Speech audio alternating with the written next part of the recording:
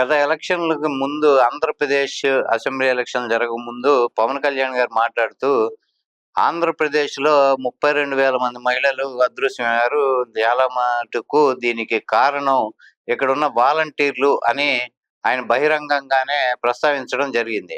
అయితే ఈ విషయం మీద వాలంటీర్లప్పుడు ఆయన మీద ఒక కేసయితే పెట్టడం జరిగింది. అప్పుడున్న ప్రభుత్వము వైసీపీ ప్రభుత్వము కేస్ బుక్ చేయటానికైతే అనుమతి ఇవ్వటం జరిగింది. కానీ ఆ తర్వాత పరిస్థితి మారింది. అక్కడ కూటమి ప్రభుత్వం అధికారంలోకి వచ్చిన తర్వాత ఆ కేసు పక్కన పెట్టడం జరిగింది. కానీ ఇప్పుడు ఈ వాలంటీర్లు కోర్టు ద్వారా కేసు బుక్ చేయించడం జరిగింది.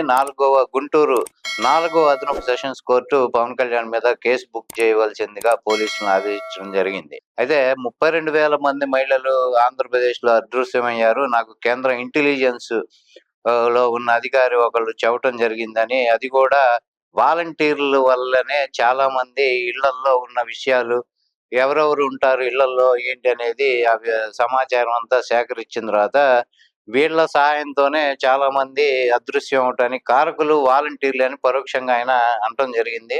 ఈ విషయం మీద వాలంటీర్లు అయితే చాలా ఆగ్రహావేశాలు వ్యక్తం చేయటం, అలానే ఒక ప్రూఫ్ అన్నా చూపించండి, ఆధారాలు లేకుండా మాట్లాడటం కరెక్ట్ కాదని వాళ్ళు మీదకొచ్చి ధర్నాలు చేయటం కూడా జరిగింది. కానీ ఆ తర్వాత ప్రభుత్వం మారటము వాళ్ళని ఎవరు పట్టించుకున్న ఇది కనిపించలేదు. అలానే వాళ్ళకి రూ. 5,000 వాళ్ళకి గౌరవభృతిగా వాలంటీర్లకి జగన్మోహన్ రెడ్డి ప్రభుత్వం ఇవ్వటం.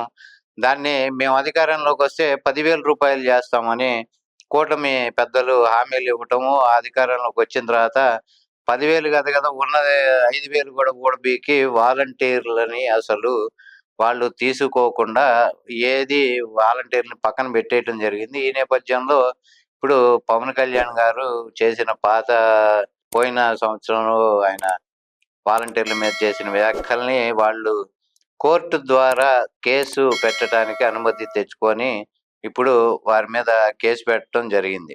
పవన్ కళ్యాణ్ గారు డిప్యూటీ సీఎం ఆఫ్ ఆంధ్రప్రదేశ్‌గా ఉండి, గతంలో ఆయన చేసిన ఈ వ్యాఖ్యల పట్ల ఎటువంటి సరిదిద్దుబాటు చర్యలు చేసుకోకుండా ఇంతవరకు ఆ విధంగా ఎటువంటి దిద్దుబాటు చర్యలు చేపట్టకుండానే ఆయన ఎప్పుడేది మాట్లాడితే అది నేను మాట్లాడతాను, మీ కర్మకి మీరు వినాలి.